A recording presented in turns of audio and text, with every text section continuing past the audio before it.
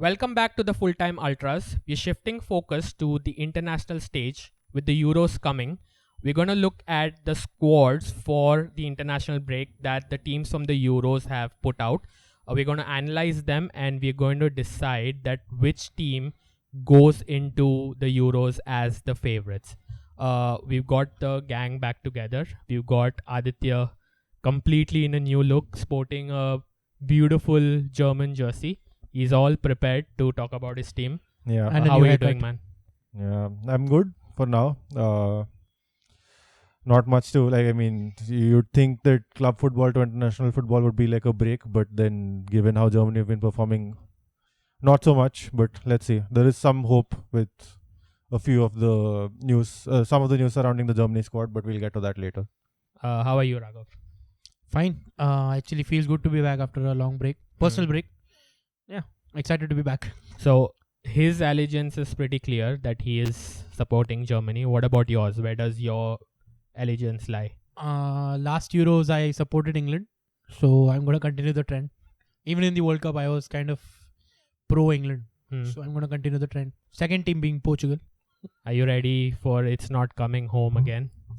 I have to go for it's coming home, but I'm ready for otherwise as well. So I think England is the perfect team to kick off our discussion with.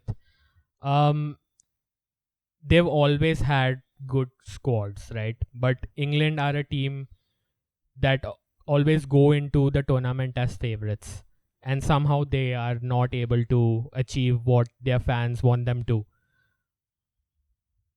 What makes, I'll start with you, Raga. What makes this England team not perform to the level? Is it because a lot of people now would say that it is the manager, it is Southgate that's stopping this team? He's made them finish in recent tournaments decently well. Like we remember England being knocked out by stupid teams, like small teams, right? And but he's getting England far. But do you think on the flip side he's also stopping them from winning those big trophies with his I would say pragmatic football?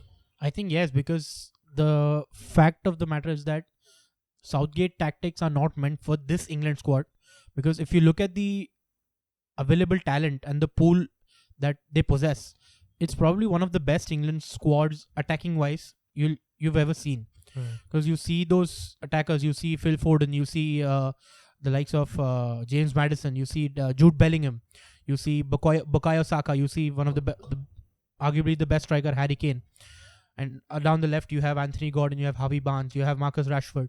So all these players are capable of winning tournaments if used right, if used in a good system, in a system where attacking brand of football is promoted. They can easily win tournaments. And Southgate, the pragmatic tactics, the back three, playing that two holding midfielders in that back apart from the back three, he plays two holding midfielders in Declan Rice and Calvin Phillips. And the third midfielder is, in previous times, has been Jordan Henderson somehow. So that actually practically says that he's going to play with only just three attackers. Yeah. Being two attackers, the 5-3-2, the wing backs and those two strikers. So that doesn't unleash the potential that this squad possesses. So for me, Southgate is the man that is stopping from England from taking that next step. Even in the last Euros, they lost in the finals. Yeah. And which they should have won.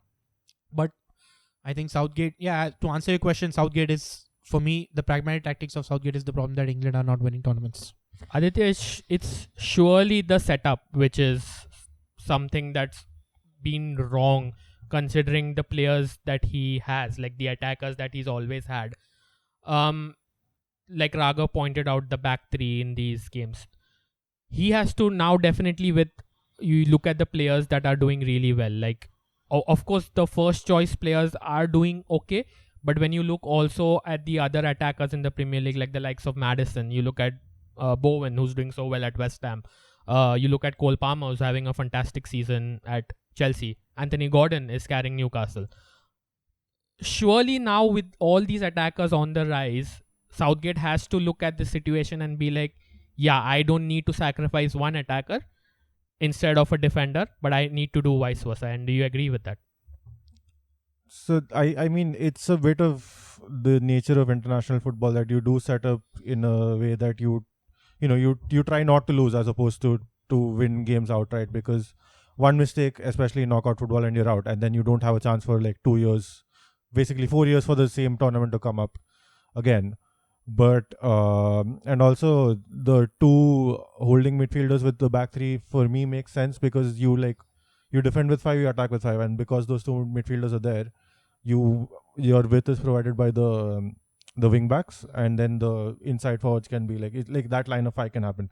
But I do understand the frustration of England fans, because you can almost say that it's kind of underdog football the way Southgate Exactly. plays that. Yeah. It can be an attacking formation as Yeah. Xabi Alonso is showing at Bayer, but the way Southgate plays it, it's kind of pragmatic. It's underdog football, and given, as you said, The and as he said, personnel. exactly Yeah. the wealth of attacking talent that these guys have right now, I can definitely understand why fans want to see him, play more like favorites, like hold the ball more, be proactive, just put more pressure on the opponent's defense as opposed to maybe sitting back and absorbing pressure yourself.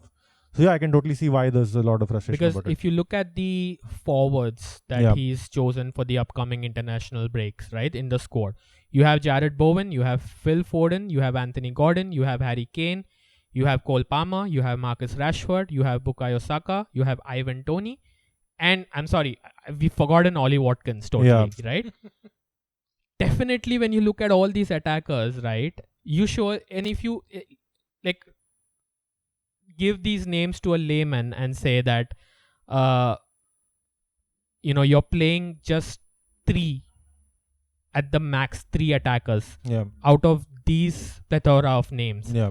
surely it is annoying, and it can be like you're just restricting your football just for the sake of you not being adventurous enough or not being daring enough to play that brand of football that these England attackers could play. So it's basically you are clipping their wings going forward into the tournament. Yeah, of course you are. And how do you keep so many players out, because they're so good, but the way he plays, he has to kind of shift Foden out wide or to the bench altogether. Now that Bellingham's probably one of the more, you've got Maddison, who probably won't feature in the starting 11. Then obviously Kane's got to start, he's the captain Yeah. as well, so you've automatically pulled out Tony and Watkins from the starting 11 as well. So yeah, I can totally understand why there's this outcry for more positive football from England, because you're right, like you've got so many players who can unlock even the Exactly. most stubborn of defenses, and then in Harry Kane you've got probably the most complete striker our generation has seen. So totally understand where that all that anger is coming from towards him. And you mentioned earlier that he's put England, he's taken England forward more so than other teams, like other coaches in the past. Managers in the past, yeah. But I'd argue that World Cup 18, they probably should have reached the final. They lost to a Croatia side, which, let's face it, they were running on like an energy and not exactly, they weren't the best team. Mhm. And Euro 2020, which happened in 21, they didn't really face anyone great. Like the toughest game was probably against Germany in that quarterfinal, and that Germany side were absolutely rubbish. So no offense. Wearing the jersey and bantering. No, I mean, like, Germany have been quite troubled for the past years. We'll get to that later. But you'd expect them to do those things, and he's still in that job, I feel, on the back of those results. But it kind of masks the underlying issues that they have right now, and I feel like, I don't know, is he out of contract after the end of the Euro, or have they extended it? No, they haven't extended it. I think yeah. I'll have to look into that, but I think he's been linked with the United job, so Stay away. Surely. Stay away. I think, his contract was till the Euros. I don't think it's till the next World Cup, definitely. Yeah, I So, think with the squad I think they have, what happens in the Euros will determine his fate. and he has to reach at least the final with the at squad least because the he's got for him to stay. exactly because he's Make got a case. I don't think even if he wins it, he should be staying. But yeah. I mean, but if he wins it, then Yeah, I he know. can't be sacked. exactly. But he has to make at least the final because England have one of the top two squads in the world, in my opinion. And if he does play a back four, then he has the perfect system to play the 6-8-10. Yeah, I was just going to With- ask you about the setup, Yeah. right? Because we said we are tired of seeing the back three. So with the squad that he's announced for the upcoming international break, the emphasis is basically more on the attackers. So the squad for me in general indicates that this is definitely going to be a 4-2-3-1 a little bit, or maybe a 4-3-3 depending on how he's trying to structure. But definitely Foden has to play centrally. Bellingham has to be there in the midfield. Declan Rice has to be holding. It's pretty obvious to pick this England side depending on the personnel he has, right? I think it's the midfield could be a really big problem because on paper there are just 5 midfielders that Gareth Southgate has picked. But if you like you said, Phil Foden, Cole Palmer, like the players like these are They those are players who 10s can they are basically. 10s. Yeah. They play in the number 10 role. Their best position is the number 10. So if you look at that, it's not quite easy for Southgate to pick his best combination. So if he does go with the 4-3-3, he has the best possible combination of a 6-8-10 with Declan Rice and Jude Bellingham and Phil Foden, Cole Palmer, James Maddison. Exactly. So he has 3 options there. But if he decides to go with the 4-2-3-1, he also has options there of playing Conor Gallagher alongside Declan Rice and pushing Bellingham higher. Jude Bellingham higher. Yeah. So that gives him another dynamic. It gives him another set of options. If God forbid something happens to Phil Foden, and he's not able to make the squad or something like that, he has another option in Cole Palmer or pushing Bellingham up, playing a 4-2-3-1. Exactly. So it gives Hopefully playing Gallagher instead of Henderson. if Henderson, I don't want to take that name. I'm just shocked that Calvin Phillips is going to walk into the squad in June when he comes back from his Play comes back two from his games injury. for 20 West Ham, minutes for West Ham and and you're just, in. Enough. he eye knows he test can for me. run. Yeah. वो भागना आता है, तू आजा भाई squad में आजा, मेरे को वही चाहिए. And he's going to start in the group stage. Different argument for a different day. But the basic flexibility that Southgate has for this break and going into the Euros, if someone else impresses and makes the squad, so then Southgate will have a different headache. But this is the basic that I got from the squad that he's announced. Yeah, but also if you want to talk about options, you've got to talk about 2 players who are injured and will come back before that tournament. That's Reece James and Trent Alexander-Arnold. And in Trent, you've got probably one of the best passers in that side, and he can play in that midfield as well. But the thing is, if Four Trent right comes backs back again. Yeah. if Trent comes back, you have to see you have to sacrifice someone in the I don't setup. think Reece James is making the squad. Yeah, I don't think he will. Like, I don't. Especially if this guy Considering- wants to play a back Considering you have Kyle Walker and Trent four. He loves Alexander-Arnold. Trippier. Don't loves forget, Trippier. he loves Trippier more than So- Alexander-Arnold. I don't know. So if Trent and Reece, let's just take Trent. If Trent comes back into the squad, he can only fit into the squad if they play a back 3, because you can't look past Kyle Walker in a back 4. In You a can't back look. four You can't and look Trippier. past Yeah. Kyle Walker. Safer overall fullbacks. The overall fullback, if you look at it, Kyle Walker is better, and he can sacrifice a bit of attacking intent on that right side, considering what he has in midfield and attack in Bukayo Saka and maybe Jude Bellingham or Phil Foden. But if he goes with the back 3, that's when he can accommodate both Kyle Walker and Trent Alexander together, which sacrifices one of Your maybe attackers. one of the midfield roles or yeah. attackers. Yeah, the whatever 10 it is. basically. Huh? Sacrifices the 10. Yeah, it sacrifices the 10, which I don't think Southgate can afford. Should But- not. He can. He can, He- and But I he mean, he probably he should will. not. He He- probably will as well. But I don't know, man. Like, another spanner is that there will be more players like Ben White who say, I don't want to play for, yeah, I don't want to be called up for England. He's looking at his shenanigans. So, But yeah. quickly to move on, we have to talk about other teams as well. Final predictions for England. Where do you think they finish? So for me, they're the early favorites to win, but I'm gonna wait for what approach Southgate goes with.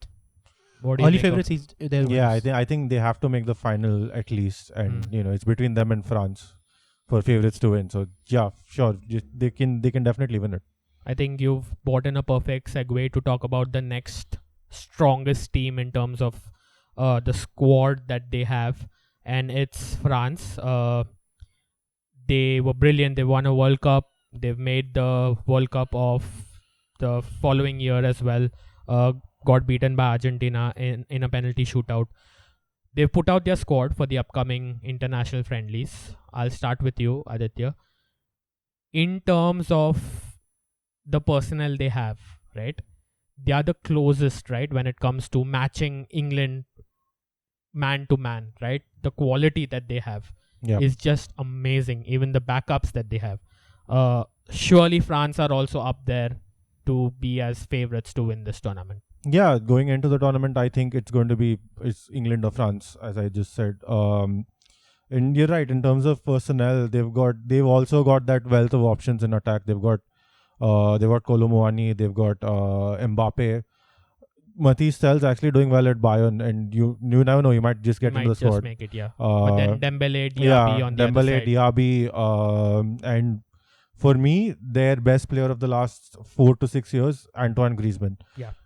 I know there's a lot of hype around Mbappe and the whole future Ballon d'Or winner and whatnot, but Griezmann just makes France tick. Yep, 100%. And it's like he's got a different role in that setup because he's a bit deeper. He's not playing. He plays as a 10, Exactly. but he plays like that third midfielder. Exactly. And his work rate is amazing. He's so crucial for that team. He plays like as an advanced 8 kind of, not even a 10. He's like more like an advanced 8. And he covers a lot of ground. He's really good on the ball, and he's really good off the ball as well. Yeah. So for me, he's been their main man, even though Mbappe gets a lot of credit, and not unfairly, because he's done a lot as well. But for me, Griezmann has been their best player for a while, and he's crucial to their kind of hopes to win this tournament for me. They're sorted pretty much in every position, right? You look at the defense, Konate, Lucas Hernandez, Saliba. Saliba as Theo well. Hernandez. Amazing, group of defenders. Then you move on to midfield, the likes of Tchouaméni, Camavinga, Youssouf Fofana is doing really well at Monaco. Then you have Rabiot, who's tried and trusted, right? Griezmann is there, who plays as that 3. And then when you go up front, like Aditya said, likes of Mbappe, one of the world's best players right now. Kolo Muani, who's coming to his own. And then obviously on the right. So pretty much every position they are covered, right? And then once again in another tournament, they definitely go in as favorites. Raghav, what do you make of the squad in whole? So yeah, definitely they are one of the favorites to win the tournament based on pure talent, and one of the main things that I look forward to is that Deschamps complements the squad, and he plays the attacking brand of football that is expected out of this team, and this team is capable of playing. He's So the if anti of Southgate. He's the anti Southgate, right? He makes I would use say of that whatever if he Deschamps has. was at England, they would win. They would have won more tournaments. I agree. Because hands down. he would have unlocked that potential that he's doing at France. Because if you purely look at the attacking quality, like you look at Mbappe, and the flexibility of these players, they can play multiple positions. Mbappe can play down the center. He can play off the left. At right wing, he's got Moussa Diaby. If he doesn't work, he's got Ousmane Dembele. So, and he's got Kolo Muani, he's a young player. He can be blended into some player that Deschamps wants to, or some. There's Thuram as well. There's Yeah, Thuram Marcus as Thuram's well. quite good. There's Thuram, and of course there's Griezmann. In that, like he's the guy who's anchoring that. Like he's pulling the strings around. And apart from that, if you look at the flexibility in their midfield, you've got Tchouaméni, you've got Rabiot, and you've got Camavinga. So these 3 players are something that Deschamps can choose from, and he can play a combination of Tchouaméni and Camavinga. Depending on the situation. Yeah. And this also means that he's got a strong bench. So even if he plays he can rely on the bench that if something doesn't go right on the day, he can bring in players from the bench to turn the game around. And like they're losing 1-0, they can just win it 2-1 in the 80th minute or 85th minute. You know what? So yeah, that's Deschamps has a lot as well. He has a lot of defenders, but he still doesn't play a back three. Yeah. Yeah, that's true. So he if And you look at the France is just a dream for Southgate. like you look at the amount of defenders that they Yeah. have. But yeah, coming to France, when you look at them as like you've had the Mbappe thing going on in PSG as well. Surely he's going to make a move in the summer to Real Yeah. Madrid. He's leaving France. Yeah. The president does not want him to leave. This would be the right way to leave the country, right? To give his nation back a trophy. Yeah, Another for one. sure. But like, I mean, he's already won the World Cup for them, so I don't know. Why is it being painted as if he's leaving the country and not play for Yeah. France ever again? Yeah. Because no, I'm just He'll saying like still play for France. yeah, but he was a face of France. Nah, Yeah, like, like overall face of France. the played for president came to stop him. Nah. Okay, cool, but I So, don't think, man. yeah, like it's being like made political for you're no leaving. reason. Yeah. But that's the thing, right? Yeah, that's So, how it is, unfortunately. Yeah. And yeah, I mean, I don't think he has to do anything in order to like True. beat. No, I'm saying just like a parting gift. Yeah, I mean, obviously, who would say no to that? Yeah. But yeah, I don't think he necessarily needs to do anything to like kind of appease the French populace. Obviously, if they don't do well in that tournament, then the whole team, not just him, will face plenty of flack. But I like they're not quite like England for me. For me, they're more stable and secure. At least that's the vibe I get from them, and that's what we've seen over the past few. That said, they did lose to Switzerland in the last Euro, so you never know. But They lost on the penalties, no? yeah, they lost. They were leading. They were leading, and they got pegged back quite late. Yeah, and yeah. then An extra time also they took a lead or something like that. yeah, it was quite like they should have won that game, but they didn't. But yeah, I don't think he necessarily has to do anything. But it would be nice. Obviously, it The would be nice. funniest thing possible is that France and Spain meet in the knockouts, and Oh. France go through. Yeah. Like the way Yeah. It's I mean, you draw flashbacks to Portugal, England yeah. in 2006, where Ronaldo did all that. Yeah. But with that, quick predictions for France. What do you think? Yeah, early again. predictions. Given, I mean, like the tournament bracket not getting in the way, I think they'll reach the final and face England. finals and probable winners. So you think that France have a better chance than England to win it?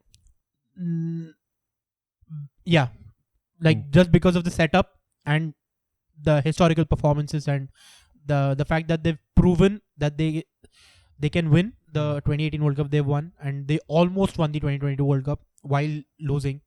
They came, so yeah, they have a Okay. better chance than England. So we'll move on to the next team with that, and we'll talk about the hosts, and we'll shift our attentions to Deutschland. We'll talk about Germany. Yeah. Take it away. What do you want to talk about Germany? Do you want me to ask you questions about this team, or do you want to? Would you? Yeah. No. Would you like to ask me any questions about this team? You can give a monologue. I mean, I do have a bit to say, but like, you know, there are a lot of question marks surrounding Germany for the past. Walk us through the situation. What's going wrong from a team that was at one point they won the World Cup, right? Post that, it's been a steady decline for them, right? Yeah. Getting knocked out in group stages, not doing well even in the Euros, having a lot of managerial sackings as well. The talent pool has not been that good, right? With the players in terms Yeah. of when you look at Spain, when you look at England, when you look at France, right? The young talent pool is kind of dried up a little bit. So what do you think is going wrong with Germany right now? I mean, like, if just a brief look into the past, the last time German football faced such a crisis was 2000. I think the Euro 2000, where they did not perform well, and then they had like a whole kind of restructuring up top, and then from 2002 till 2016. The 2004 Euro aside. So 2002 they made the World Cup final. Yeah. 2004 Euro wasn't that great. 2006 to 2016, they made at least semifinals of each tournament, each Exactly. international They were tournament, or consistent. better. Exactly. Had a good team as well. Exactly. And I don't know. So I don't think the talent pool has been all that bad, but we failed to like kind of address key deficiencies. So, for example, closer retiring, Gomez going away. No real focal point has come up after that, or no one at least as consistent as they used to be for the national team. Maybe there are the other like Fulkrug's doing quite well right now, and Havertz has found his feet. Havertz has found his feet, but provided he plays as striker and not a wing back. I don't think he fits into that system. That's true. Actually, he did play left back for the last. Left back. Sorry, he played left back outright. It wasn't even wing back, and worst part, Nagelsmann said, like, he admitted, like, he's playing him at left back. Like, what the hell? I think so. I think David Ram has to start as left back, and I don't think Havertz gets into the. I think you had a bit of. You said that Havertz on one of our groups that you think Havertz should play. No, yeah, I was actually, after you finished, I was gonna get you into the question that I have some things that because Havertz and Gundogan, these are two players, and considering Toni Kroos coming back as well. That's the main thing. How do you not integrate these three players into the squad? Because Havertz, he feels like a player that can do the job for Germany, but still he's not being given the chance. So to play where he needs to play very he's best at his best position. Fulkrug, to rely on Fulkrug as a striker is like, for me it's like so. But you'd rather want to build a team around Havertz, because maybe a little bit because play him up front. I know that's not his best position, but then if you do that, you play Havertz up front, you can play someone like Wirtz behind him, where them two can complement each other, rather than having Fulkrug up front. What do you make of it? Yeah, I can see where that's coming from, but I don't think Germany have the goal threat out wide to really support that. Like, how do you think they're going to set up? I think 4-2-3-1, the traditional German formation. I hope at least Nagelsmann's he's tactically astute, but that also means he tinkers a lot with sides. That means Rom at left back, Kimmich as right back. Yeah, it's going to probably. That's the tricky bit. So I'll get to this in a bit. The two main talking points going into this tournament: number one, Toni Kroos is back. Yeah. And he's an exceptional player. He's really going to good. play. He's going to start. He's one. If he's been called out of retirement, he has to start pretty much every game. That one position is gone. Yeah, he's gone. And as he pointed out, Gundogan. That leaves the national team captain Ilkay Gundogan in a difficult spot, because Kroos and Gundogan cannot work together in that double pivot. So then that leaves the question of who plays alongside Kroos, and it's got to be like, you have like Chan, you've got Kimmich, who's kind of out of favor, Goretzka out of favor. So you really don't know who's going to take up that, the more robust ball-winning type of midfielder role. And if Gundogan can't play there, then surely he has to play a bit higher up the pitch, because he's the national team captain. You can't not play him as well. And he's quite good. He's been quite good for Barcelona, and he was quite good at City before that. Then that leaves the question of whom do you leave out? Wirtz, Musiala, Sane, Havertz. You've got those four in front of there. And it's just that knock-on effect of... So I don't know what Nagelsmann's thinking. And we'll probably find out more in this international break, because this is the first time Kroos will play with this team. But this is the reason why I think Havertz cannot get into the starting 11, because if you have Gundogan there, then you don't have any size up front. Correct. And that's where Fulkrug comes into the mix. Second... Sorry, go on. Sorry. Yeah, you can continue. No, the second talking point for me, just like the last home tournament for Germany, is the situation in goal, where you've got two strong contenders for number one. Manuel Neuer, the existing regime, former club captain, and he's still quite good. And you've got Ter Stegen, who's trying to get in that position, and he has not had too many chances over the past few years. Yeah. But this might really be his best chance to displace Neuer. Do you think Nagelsmann makes that call? Neuer and Nagelsmann have history, not very good history. Okay. From The Bayern yeah, thing. He fell out with Neuer. yeah, because he sacked the goalkeeping coach who was Neuer's Correct, best friend. Yeah. I don't know if that comes into this. Personally, I feel Neuer should start because while Ter Stegen's excellent, Neuer's the best at a lot of things. He's obviously a really good sweeper keeper, and his presence is what makes him better than Ter Stegen, in my opinion. But you never know. This is tricky, and yeah. So like then you've got this whole situation up front where you've got the whole, who plays. You got Sane as well, who's making a good case for at Bayern. Musiala has to play Musiala in that has to 11, considering the form he is in. Because Musiala has been, apart from Kane, in that German hierarchy. Yeah. He's been the best out of Sane and Gnabry. Yeah. Yeah, so I think Musiala surely deserves his play, and Wirtz has been brilliant. How do you leave Wirtz out? Yeah, you So can't. with that, I'm going to put you in a tricky spot, and I'm going to say, what would your German 11 look like? What would you want? How would you want Nagelsmann to line this team up? It's tricky because I know he prefers a back three system kind of, but I'll just to play devil's advocate, I'm going to say what I feel should be the lineup. Neuer in goal, Raum left back, Ta and Rudiger. Ta, who's had an excellent season at Bayer Leverkusen. Ta and Rudiger as centre backs. Yeah. Kimmich probably right back. Then you've got Kroos has to play. This is the one that's tricky. That's got me out a bit. I'd probably play Goretzka there because he's got that complement box. Them. Yeah, exactly. He's got that box-to-box kind of style. I'd probably play Goretzka there, but all chance not a bad shout. But I'd play Goretzka. Then you have to play Gundogan up in front of them. Like a midfield three, yeah. Gundogan bit more advanced. Again, like a 6-8-10 kind of situation. Wirtz, Musiala, and Fulkrug.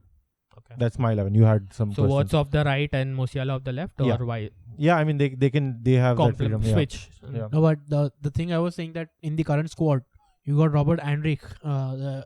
So is he? I don't know.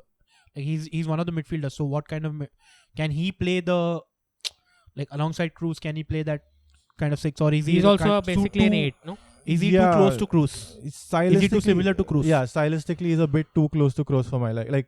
I genuinely like him as a player and he's quite good, but he's not a ball winner as such. No, he's not a ball winner. He's not like one of those explosive box-to-box because even players. Leverkusen play a 2, but because they have a back 3, so they don't need to play like a defensive midfielder. So they play 2 8s, so kind of 2 yeah. 8s. Yeah, so that's where he's not like the most combative. He's quite good technically. So he's in that sense he's a bit more like Kroos, and that's like 3 people of the same. So that's why I don't think Andrich can play in alongside Kroos in that pivot. So finally, your team's playing at home. Home advantage. German crowd, amazing. Always back their team. They can also be quite criticizing at times, and they'll let their players know that if they're not happy, they're not happy. Yeah. It could either be a fantastic tournament for them, or it could be something really bad. Yeah. What do you make of it? Do you think they sink or do you think they swim? So this is why it's such a difficult thing to get a read on this Germany side. It's because of the managerial changes, as you said, and Nagelsmann's pretty much come in. He's had he's got 6 games in the he had 2 international breaks last year and 1 this year before the Euro, and he's giving all these new players this kind of you've got a lot of players who haven't been part of the setup. He's giving everybody a chance to figure out who's best. Like Dennis Unda, for example, from Stuttgart. He's come in. He's now played with the national team before. Alexander Pavlovich from Bayern has got into the squad. So that's why it's very difficult to get a read. I think it would be disappointing to not go deep into this tournament, but at the same time, given everything around, it wouldn't be unexpected either. So maybe I'd actually be very happy with the semi-final. You'd be happy. That's what I was going to ask you. Yeah. You'd be happy with the semi-final, considering where the squad has been. that'll be a good finish. Yeah. Anything lower than that, you would be still depending on how they play as well. Yeah. Because often you can also, it could be like an unlucky situation. Exactly. But semi-final definitely Yeah. at your home country, that should Yes. be the basic given. Raghav, quickly, where do you I think don't they think finish? they're going past the quarterfinals. Okay. Like, if you're asking for my honest predictions, Yes. I don't think that with the squad that they have and the situation that they're going through, I don't think this squad is at that level, like that you need for an international tournament and the confidence that you need to go into that. So I think they'll get past their group. They'll probably get past the round of 16, but quarterfinals is where they'll face that team that is out of their league. Like, the challenge bit too far for them. So yeah, quarterfinals is the max that they can reach. So we'll have to see how the host, like I said, will they sink or will they swim? Only time will tell. We'll move on to the next team, and the next team we are looking at is Spain, former European winners as well. For Spain as well, it has been a pretty similar situation to Germany in a way. They've lost. I wouldn't. They have a good crop of young players coming through, but they've lost the middle kind of those ever stay players that they had.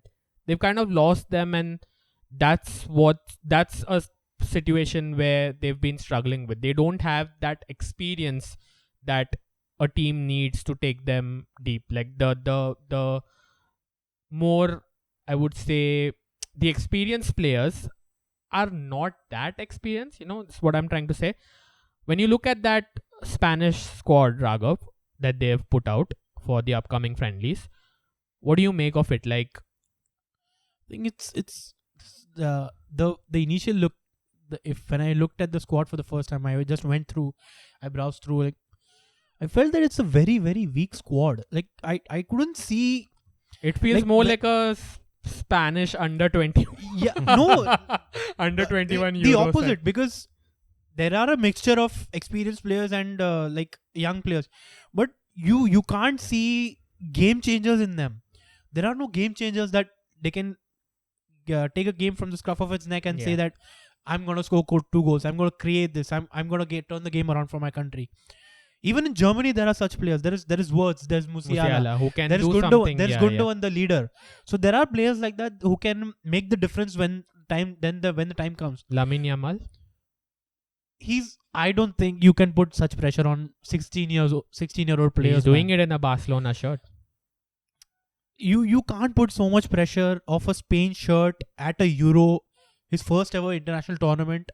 UEFA tournament, you can't put such that kind of pressure on a 16-year-old. And if Spain are expecting that Yamal is gonna do wonders, which he might, then I don't think. And I think Pedri, the way he's Fitness been issues broken, as well. the way he's been broken, Gavi is as well. Even Gavi, it's horrible that Spain and Barcelona have neglected their fitness and the rest that these young players require. So I don't think, man. If you ask for my overall view of the Spain squad, it's really weak, and I don't think they're gonna. I don't see any. Their defense looks pretty weak as well. If you look So, at their Pau Torres has not their made. strongest part of the squad looks like their attack. Their front three looks like they'll be decent. So, and in midfield, I don't think apart from Rodri, there is any class or Danny Olmo's been pretty good. Yeah, actually, Danny Olmo is kind of in that. Yeah, Like, no. He'll play as a he's- 10. He'll play as a 10. I was going So- to bring him up. So it's very bleak. It looks really bleak for Spain unless they can, like, those experienced players can just Propel those other propel players. and they can motivate those young players to say that, okay, play out of, just give it your all, and then we'll see how it goes. You wanted game changers in that Spain squad. Like he said, Dani Olmo is probably one. And Alex Ronaldo. He's left back. the left back who's really creative. He's got really high number of goals and assists for Bayer Leverkusen this season. Sure, some of it's Playing down as to a wing back. Yeah, it's down to the So, yeah, system. that's- But he has the potential to change games. He has the potential to turn games. He's very technically gifted. He's good at that ball situations as well. So you want game changers. You do have I understand your point that it's not as many as, say England or France, but I still think that you do have a few in the side who can turn up and change a game or two. Yeah, but the agreed. But their defensive frailties are too. I was gonna come to that because I was coming backwards. Yeah. I went from attack to midfield, and I was coming to the defense. The defense, so Grimaldo's on the left, Yeah. Carvalho's on the right. Yeah. But their centre back situation is too like what to say. It looks bleak. There's a hole gap. over there. There's a Obviously, hole I because think Pau Pau Torres Torres has is a not really good made it. player. He's Yeah. not made it, I think, because I think there was an injury issue Yes. with him. Yeah. But I think come the final Euro squad, Pau Torres has to be Yeah, there. he has to be there. Oh. And So it will be Pau Torres and Aymeric Laporte. Laporte. Yeah. But we can't look past like if we're talking about 3 months down the line, we can't look past Pau Kubarsi, He's made the squad as well. the new Barca guy. Yeah. Like I would say it's just one game, but he was really good against Napoli. He's made the squad. He's yeah. Yeah, So- exactly. I mean, it might be his debut, and he might also get a shout into the Euro squad. That's all I'm saying. Yeah, he'll be there in the Euro squad because considering how fine their centre back situation is, he might One have player a we're shot. forgetting is Pedro Porro. Yeah, I was just going to bring him up as well. Two right? very in attacking right back, fullbacks. Yeah. So the fullback situation, like it's for Spain, is Yeah, it kind of like ties into their philosophy as well, where you split the centre backs, pull the holding midfielders that is Rodley in between them, and then you've got. For those me, two. I think their problem is the attack. Yeah. I feel. Because I think midfield balance is right. Yeah, Because if you play Rodri as the base midfielder, you Yeah. partner him with someone like a Zubimendi, who's been Yeah. doing so well for Sociedad. Yeah. You have Mikel Merino as well, Yes. who is pretty consistent. They can retain the ball. Yeah. So I think midfield they're pretty good. Fabian Ruiz as well from Yeah. PSG. The problem where I see is their attack. Like focal point, they have Alvaro Morata. He's been there for a long time, but I always have my doubts about Morata. I don't think he is. but he comes out alive when he wears Spain shirt. Actually, Yeah, but I wouldn't say he's a He's top not class world-class, striker or something like but that. he comes up for Spain. Yeah, and then even when you look at their wide men, right? Of course, you have the likes of Nico Williams, I think, who's been doing very well Yeah. for Bilbao. Yeah. I think he starts. I feel off Yeah. the left, I Yeah. think I can see. Nico that Williams is starts. provided if what the situation is with Pedri and Gavi, because yeah, you can have Pedri playing with Rodri as No, well. but if Pedri and Gavi come in, I think one of those Zubimendi and there's Mikel Merino. So I think if Pedri is fit, If then it Pedri will is be fit, then- Rodri and Pedri in exactly midfield. Rodri, Pedri, and Olmo. And then Gavi will play off the Gavi left. maybe play off the left. Yeah. Because Pedri you can't play there. Like Gavi is Yeah. a little more equipped than Pedri yeah. to play Gavi there. has played there for Barcelona Exactly. as And then you have Sarabia as well, who's been doing decently okay for Wolves, but then he's playing at Wolves. So that's what I'm trying to say is, when you look at their attack and when you compare it to the likes of England Yeah. and when you compare it to the likes of France and even Portugal as Yeah. well, right? It's a little bit weak. So Gerard Moreno is also like a decent striker. shout as a 9, but As a 9. still it's weak. But yeah, we have to talk about other teams. Just quickly your predictions for this Spain side. round of 16. well. Yeah, quarterfinals. They've been like Germany. They've disappointed since they won the World Cup. So Yeah. sorry, so after Sorry, the Euro. Euros. After the Euros, Euro, yeah. my bad. So yes, quarterfinal. I think quarterfinal is probably the best bet.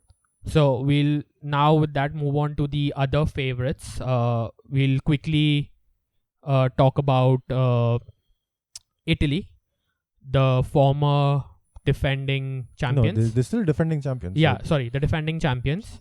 What do you make of their chances, just in brief, when you look at their squad? Of course, they are missing that wall that practically won them the title last time out. No Bonucci this time, no Chiellini.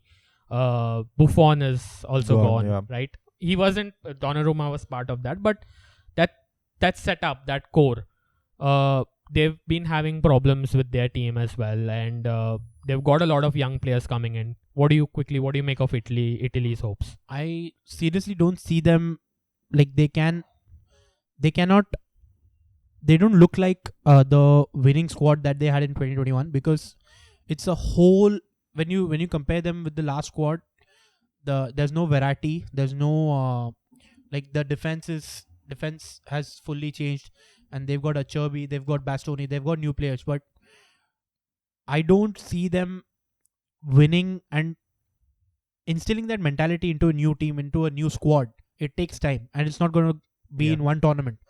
So they have a decent squad. They have a decent squad, but I don't think that they're gonna gel so quickly and make it that far into as last time. So quick thoughts, if you Thoughts on Italy's hopes? Yeah, going into this? they've been wildly inconsistent for the past God knows how long, and I don't even know like if they like. That's probably the main player was Chiesa at that point, and even he's kind of like dropped off in terms of form.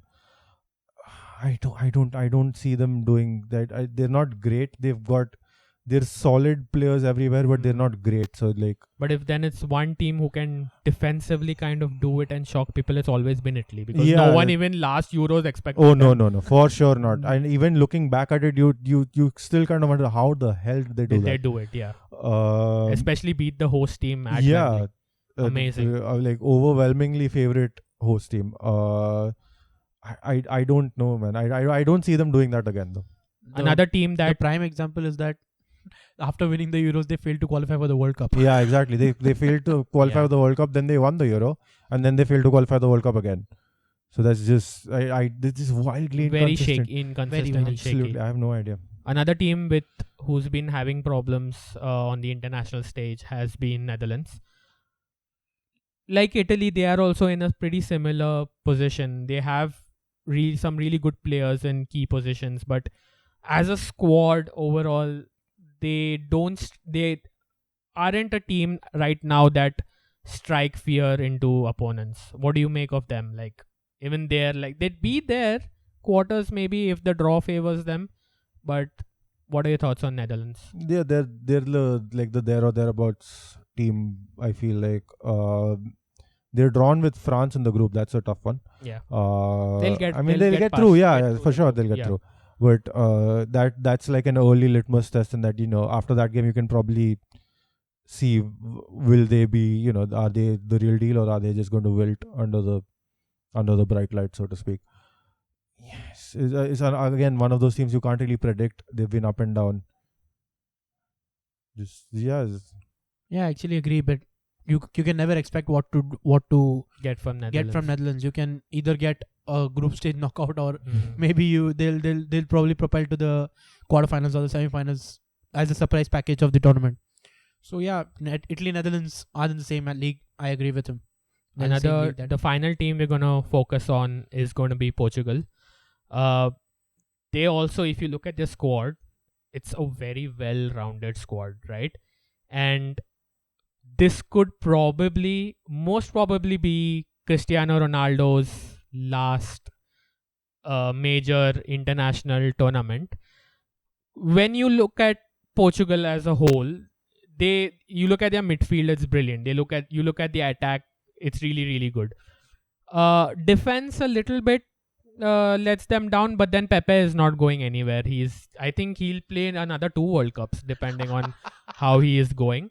But quickly, what do you make of their prospects? They've obviously Ronaldo led them to a Euro. They definitely also have to go down as one of the favorites to be up there, considering how good their team is. I mean, favorites. I'd probably put them more in like the dark horses category, because I don't think anyone truly expects them to win, but they have a squad to catch other teams out. Exactly. I think they're definitely they're better placed than Italy, Yeah, Netherlands, Spain. and Spain. They're better placed than True. them. And So I think Germany. it's England, France, and then the next team I think definitely has to be Portugal. Yeah, for me, because but the main problem that I feel with Portugal is that they always fail to get the balance right in their squad. Yeah. Like they have the pool of talent, but they somehow they don't feel to get the balance right. And I genuinely feel that Ronaldo should start withdrawing from the squad so as to promote the younger players that they He's have. not Like, going to do that. I mean, final. it's my I personal think opinion, He knows man. it's his it's final my tournament. personal so- opinion, Yeah. because they've got the likes of Joao Felix, they've got Rafael Leao, They've got Diego Jota, they've got Jota, Pedro Neto, they've got Neto, they've got they've got Bruno really good Fernandes. attacking players. Fernandes, but he's a midfielder. They- I think he's Yeah, talking like a about number the 10, more like attacking 10, side of yeah. things. So he's got to understand that the future of Portugal is different, and he's got to work towards that if he really loves this country and he really loves the future. I of think football this in is his Portugal. last tournament. I I think he's considering what happened in the World Cup. It has to I think be. he It would has want to make amends, It has to and be. he would want to go out on the best possible high. And I don't blame him as well. I think he has to play as the striker. And then after this, because age is not his friend, Yeah. so he cannot forever keep going. Yeah. What do you make of it? I don't think he should start Ronaldo. I think they've got. Oh, same as me. Yeah, I mean, I agree with you. I don't think he's going to withdraw himself from the squad, but he's like, I don't think he should start. I think they've got other players. I mean, Goncalo Ramos, failed to mention Correct. him, Yeah. who can play as striker and who's much more kind of mobile, can do more things than Ronaldo. I mean, no disrespect to Ronaldo, one of the greatest players of all time, but you know, it's his age and there's only so much he can do right now. So they've got a wealth of attacking talent again, and their midfield does look a bit stable. Yeah. So they can. I do expect them to have a deep run. But just to clarify, by withdraw, I meant that he should just take the sidelines and be in the squad, but just promote those young players. But with Ronaldo, You you know really that think he's going to do that? It's going to be. This is the very man who got difficult. suspended in Saudi Arabia because he reacted to Messi chants. Let's see. Yeah, that's what's also made him one of the best players that we have looked at. But anyway, final predictions for Portugal. Portugal, I would say semi-finals. Yeah, same semi-finals. Anyway, with that, we've come to the end of the episode. Fantastic talking about international football, a little bit of a change from the usual Premier League that we, every week focus on. But we'll be here to cover the Euros in the future as well. Like, it's going to be a really stiff competition. And we'll be there to talk about all the teams. And especially when the final squads are announced, we'll dive deeper into each team. We'll have dedicated episodes for each team. So watch out for those videos. And in the meantime, just do the usual drill.